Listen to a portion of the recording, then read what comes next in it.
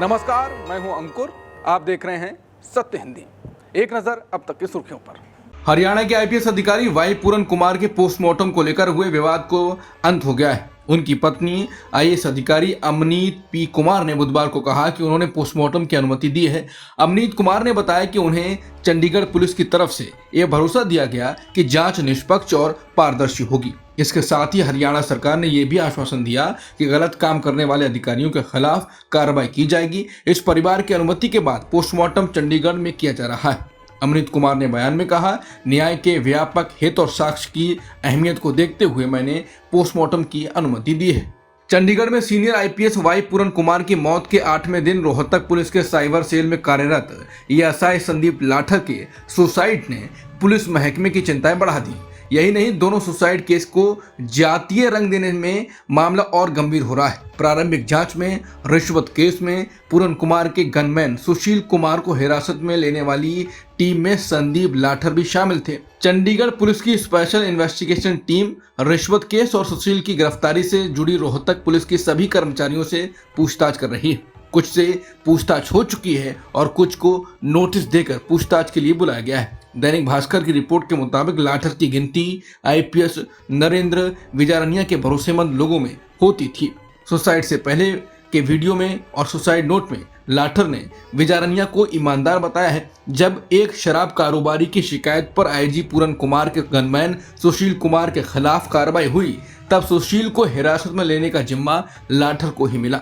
सूत्र बता रहे हैं कि जब सुशील कुमार को हिरासत में लिया गया, तब पूरन कुमार को भी धमकी भरे लहजे में कहा गया कि अगला नंबर आपका है। इसी वजह से पूरन कुमार के सुसाइड के बाद अब सुशील कुमार की गिरफ्तारी करने वाली टीम से पूछताछ हो रही है। बिहार विधानसभा चुनाव से पहले राजनीति में हलचल जारी है। जन स्वराज पार्टी के संस्थापक और चुनाव रणनीतिकार प्रशांत किशोर ने ऐलान किया कि वो इस बार चुनाव नहीं लड़ेंगे। उन्होंने कहा, यह फैसला पार्टी के व्यापक हित में लिया गया है। इस फैसले पर विपक्ष ने निशाना साधा। आरजेडी के प्रवक्ता मृत्युंजय तिवारी ने कहा कि किशोर ने यह मान लिया कि जन स्वराज पार्टी को चुनाव में हार का सामना करना पड़ेगा, इसलिए उन्होंने खुद चुनाव नहीं लड़ने का ऐलान किया। उन्होंने युद्ध मैदान में जाने से पहले ही हार मान ली। तिवारी ने आगे कहा, किशोर को समझ लेना चाहिए कि राजनीति केवल सलाह देने जितनी आसान नहीं है, उनकी घड़ी पहले ही ठप हो गई है। राष्ट्रीय लोक जनता दल के प्रमुख उपेंद्र कुशवाहा को केंद्रीय गृह मंत्री अमित शाह का फोन आया। अमित शाह ने उन्हें दिल्ली में मिलने के लिए बुलाया है। उपेंद्र कुशवाहा ने इस बात की जानकारी फेसबुक पोस्ट के जरिए दी।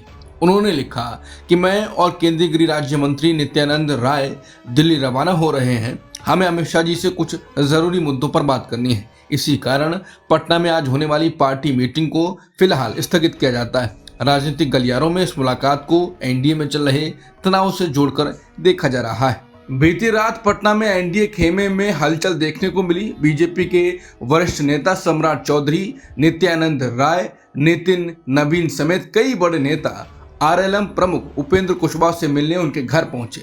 सूत्रों के मुताबिक ये मुलाकात सीट बंटवारे को लेकर कुशवाहा की नाराजगी दूर करने के लिए की गई। करीब देर रात बंद कमरे में बातचीत हुई, लेकिन बाहर निकलने के बाद किसी भी नेता ने मीडिया से कुछ नहीं कहा। रात 12:30 बजे खुद उपेंद्र कुशवाहा ने बड़ा बयान देते हुए कहा, इस बार एनडीए में सब कुछ ठीक नहीं है। बताया जा रहा है कि उपेंद्र कुशवाहा महुआ विधानसभा सीट को एलजेपी रामविलास को दिए जाने से नाराज हैं, जिसे चिराग पासवान की पार्टी को दे दिया गया है। बिहार में विधानसभा चुनाव के लिए बीजेपी ने अपने उम्मीदवारों की पहली लिस्ट जारी कर दी, लेकिन एनडीए के दलों के बीच सीटों के बंटवारे की गुत्थी अब तक पूरी तरह नहीं सुलझी है। एनडीए के घटक दल हिंदुस्तानी आवाम मोर्चा के नेता जीतन राम मांझी ने मंगलवार को चिराग पासवान की लोक जनशक्ति पार्टी रामविलास की 2 सीटों पर अपने उम्मीदवार भी उतारने की बात कह दी। इससे एनडीए के अंदर सीटों को लेकर जारी कलह सतह पर उभर आई। जीतन राम मांझी ने मीडिया से बातचीत में चिराग पासवान का नाम लिए बगैर उनको निशाना बनाया। उन्होंने कहा कि नीतीश कुमार का गुस्सा जायज है, मैं उनके गुस्से से सहमत हूं। जब फैसला हो चुका है तो जेडीयू को आवंटित सीटों पर कोई और अपना उम्मीदवार क्यों उतार रहा है। उनकी बात से सहमत होते हुए मैं भी बोध गया और मखदुमपुर में अपने उम्मीदवार उतारूंगा। नीतीश कुमार के कदम से सहमत होते हुए मैं 2 सीटों पर अपने उम्मीदवार उतार रहा हूं। सूची तैयार है। उन्होंने कहा कि एनडीए बहुमत से जीतेगा।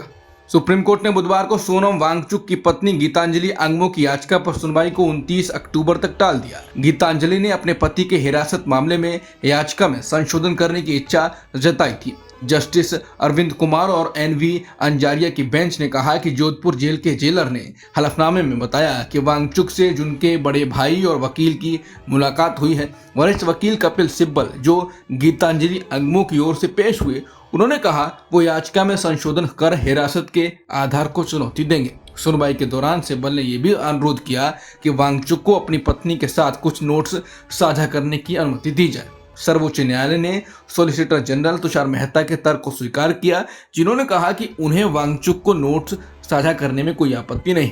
सुप्रीम कोर्ट ने बुधवार को दिल्ली या एनसीआर में ग्रीन पटाखों की बिक्री और उपयोग की अनुमति दी है, लेकिन कुछ बड़ी शर्तों के साथ। Chief justice B R. गवई और जस्टिस के विनोद चंद्रन की बेंच ने कहा कि ग्रीन पटाखों की बिक्री 18 से 21 अक्टूबर तक केवल विशेष स्थानों पर हो सकती है। इन पटाखों के उपयोग का समय सुबह 6 से 7 बजे और शाम 8 से 10 बजे तक ही सीमित रहेगा।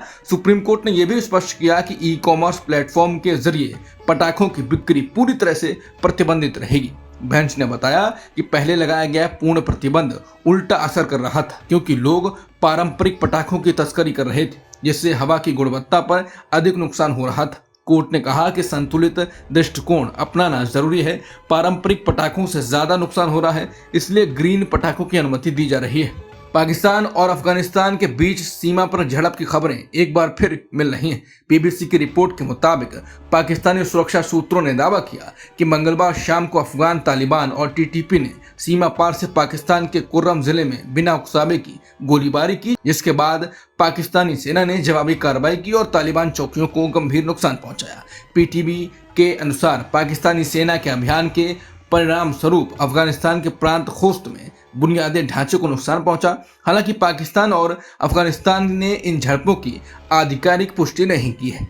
टोलो न्यूज से बात करते हुए खोस्त के गवर्नर मुस्तफर गुरबाज ने आरोप लगाया कि मंगलवार शाम करीब 7 बजे खोस्त के पलूचा इलाके को पाकिस्तानी सैनिकों ने निशाना बनाया। बता दें, इससे पहले शनिवार और रविवार की मध्य रात्रि को भी पाकिस्तान और अफगानिस्तान के बीच सशस्त्र झड़पें हुई थी, जिनमें दोनों तरफ के सुरक्षा बलों के मारे जाने की खबरें हैं।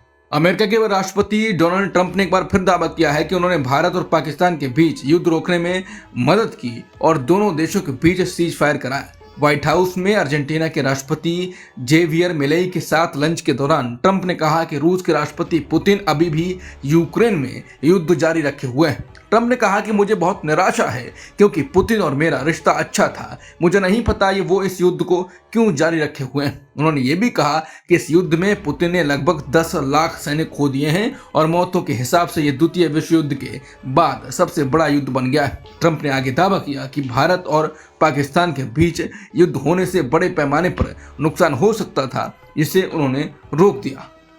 चीन द्वारा दुर्लभ खनिज यानी रेयर अर्थ मिनरल्स पर निर्यात प्रतिबंध लगाने के बाद अमेरिका और चीन के बीच व्यापार तनाव बढ़ गया है। अमेरिकी ट्रेजरी सचिव स्कॉट बेसेंट ने कहा है कि ये चीन बनाम पूरी दुनिया है। उन्होंने सप्लाई चेन और वैश्विक उद्योग को निशाना बनाया है। बेसेंट ने कहा कि चीन कमांड एंड कंट्रोल इकोनॉमी है, लेकिन वो अमेरिका को नियंत्रित नहीं कर पाएगा। अमेरिका अपनी सार्वभौमिकता और स्वतंत्रता की रक्षा करेगा।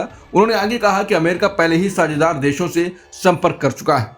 इस हफ्ते बैठकें होंगी और अमेरिका को पूरे यूरोपीय देशों, भारत और एशिया की लोकतांत्रिक देशों से समर्थन मिलने की उम्मीद है। अमेरिका के राष्ट्रपति डोनाल्ड ट्रंप ने मंगलवार को कहा कि ब्रिक्स ब्लॉक अमेरिकी डॉलर पर हमला कर रहा है।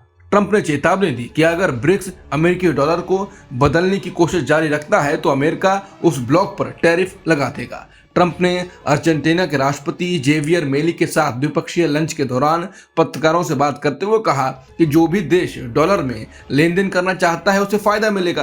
उन्होंने कहा कि मैंने कहा कि जो भी ब्रिक्स में रहना चाहता है ठीक है, लेकिन अगर उन्होंने अमेरिका के खिलाफ कदम उठाया तो हम उनके देश पर टैरिफ लगाएंगे। अमेरिका में भारतीय मूल के मशहूर विदेश नीति विशेषज्ञ और डिफेंस स्ट्रेटेजिस्ट एशली जे टेलिस को गिरफ्तार कर लिया गया है। अमेरिका के वर्जीनिया राज्य के ईस्टर्न डिस्ट्रिक्ट के अटॉर्नी ऑफिस ने 14 अक्टूबर को बयान जारी करके बताया कि टेलिस पर गुप्त रक्षा दस्तावेजों को अवैध रूप से रखने का आरोप लगाया गया है। 64 साल के टेलिस, जो वर्जीनिया के वियना शहर में रहते हैं, उनको वीकेंड में हिरासत में लिया गया। आरोप है कि उन्होंने अमेरिकी रक्षा से जुड़े टॉप सीक्रेट डॉक्यूमेंट्स अपने पास रखे हुए थे। अमेरिकी अटॉर्नी लिंडसे हेलिगन ने कहा, यह मामला राष्ट्रीय सुरक्षा के लिए गंभीर खतरा है। हम देश की सुरक्षा से जुड़े मामलों में किसी को भी बख्शेंगे नहीं। इजरायली सेना ने पुष्टि की है कि हमास ने 4 और इजरायली बंधकों के शव लौटा दिए हैं। अंतर्राष्ट्रीय रेड क्रॉस के प्रतिनिधियों ने मंगलवार देर रात इन शवों को ताबूतों में रखकर इजरायली अधिकारियों को सौंपा। ये अदला बदली ऐसे समय पर हुई है जब इजरायल ने चेतावनी दी थी कि अगर हमास सभी 28 बंधकों के शव नहीं लौटाता है तो गजा में भी भेजी जा रही मानवीय सहायता को रोका जा सकता है। हमास ने सोमवार को भी 20 जीवित बंधकों के साथ 4 बंधकों के शव सौंपे थे। रेड क्रॉस ने बताया कि मंगलवार को इजरायल की हिरासत में रखे गए 45 फिलिस्तीनी नागरिकों के शव भी गजा प्रशासन को सौंपे गए हैं। अब तक की खबरों में इतना ही। बाकी खबरों के लिए बने रहिए सत्यहिंदी.com के साथ। Copyright disclaimer under Section 107 of the Copyright Act 1976. Allowance is made for fair use for purposes such as criticism, comment, news reporting, scholarship, and research. Fair use is a use permitted by copyright statute that might otherwise be infringing.